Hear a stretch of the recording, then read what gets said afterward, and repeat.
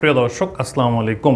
প্রিয় দর্শক, রাষ্ট্রীয় প্রজাস্বত্ব আইন ১৯৫০-এর ৮৬, ৮৭, ৯০, ৯১, ৯২ এবং ৯৩ ধারা অনুযায়ী ব্যক্তি মালিকানাধীন জমি সরকারি খাস জমিতে পরিণত হয়। প্রিয় দর্শক, সকলের সুস্বাস্থ্য কামনা করে আমি অ্যাডভোকেট আমির হামজা লিমন আজকের এই পর্বটি শুরু করলাম। আজকের পর্বে আলোচনার বিষয় খাস জমি কি, খাস খতিয়ান কি, জমি কিভাবে খাস হয়, বিষয়টি জানতে আমার সঙ্গেই থাকুন।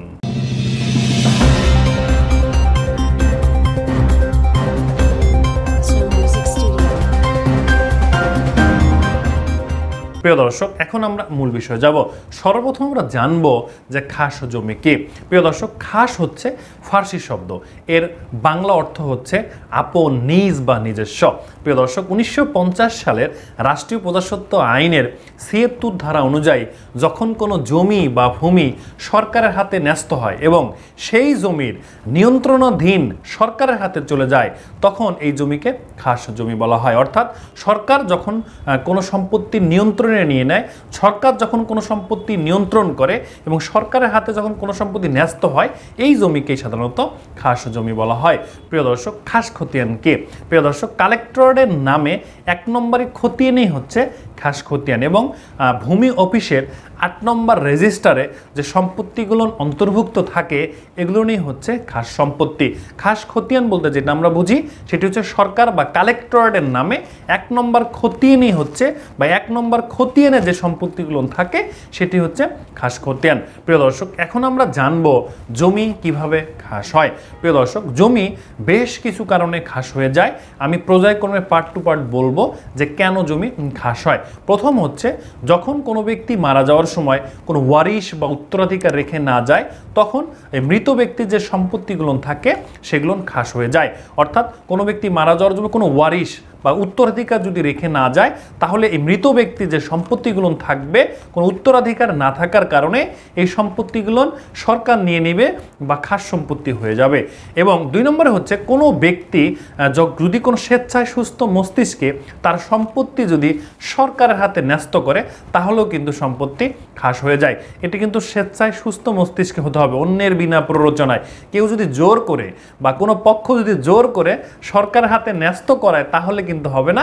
স্বেচ্ছায় সুস্থ মস্তিষ্কে যদি কেউ তার সম্পত্তি সরকারের হাতে ন্যস্ত করে, সেক্ষেত্রেও কিন্তু সম্পত্তি খাস হয়ে যায়। ৩ নম্বরে হচ্ছে যখন কোনো ব্যক্তি বাড়িঘর ত্যাগ করে ৩ বছর পর্যন্ত সম্পত্তি পরিত্যক্ত হিসেবে ফালায় রাখে, সম্পত্তি বা জমির কোনো খোঁজ খবর নেয় না, সম্পত্তি ৩ বছর পর্যন্ত যে বাড়ি থেকে চলে গেল ব্যবহার করে না এবং সঠিকভাবে খাজনা পরিশোধ করে না, তখনও কিন্তু সম্পত্তি আপনার খাস হয়ে যায়। অর্থাৎ যখন কোনো ব্যক্তি বাড়ি থেকে বের হয়ে যাবে এবং তার যে সম্পত্তি রয়েছে সেই সম্পত্তি ৩ বছর পর্যন্ত পরিত্যক্ত রাখবে, কোনো দেখাশোনা করবে না, ব্যবহার করবে না, সরকারের খাজনাদি পরিশোধ করবে না, সেক্ষেত্রেও কিন্তু সম্পত্তি খাস হয়ে যায়। ৪ নম্বরে হচ্ছে কোনো ব্যক্তি মারা যাওয়ার পরে তার ওয়ারিশ বা উত্তরাধিকার গণ যদি ৫ বছর পর্যন্ত সম্পত্তির খোঁজ খবর না নেয়, সম্পত্তি ব্যবহার না করে, সম্পত্তি পরিত্যক্ত অবস্থায় রাখে এবং সম্পত্তির নিয়মিত খাজনা পরিশোধ না করে, সেক্ষেত্রেও কিন্তু জমি খাস হয়ে যায়। ৫ নম্বরে হচ্ছে আপনি যদি সরকারের খাজনা নিয়মিত পরিশোধ না করেন, সেক্ষেত্রেও কিন্তু সরকার রেন্ট সার্টিফিকেট মামলা করে আপনার সম্পত্তি নিলামে বিক্রি করতে পারে এবং নিলামে বিক্রি না হলে সরকার আপনার সম্পত্তি ক্রয় করে খাস খতিয়ানে দিয়ে ভূমিহীনদের মধ্যে আপনার বন্দোবস্ত বা লিজ দিতে পারে। প্রিয় দর্শক, জমি কিভাবে খাস হয় এবং খাজনা না দিলে কি হয়, এ নিয়ে কিন্তু আমার একটি পর্ব রয়েছে এবং এই পর্বটিতে আমি ডিটেলস বলেছি যে কখন সরকার রেন্ট সার্টিফিকেট মামলা করে সম্পত্তি নিলামে বিক্রি করে এবং নিয়মিত খাজনা পরিশোধ না করলে কি হয়, আমার ওই পর্বতে বলা আছে, আপনারা প্রয়োজন মনে করলে দেখে নেবেন।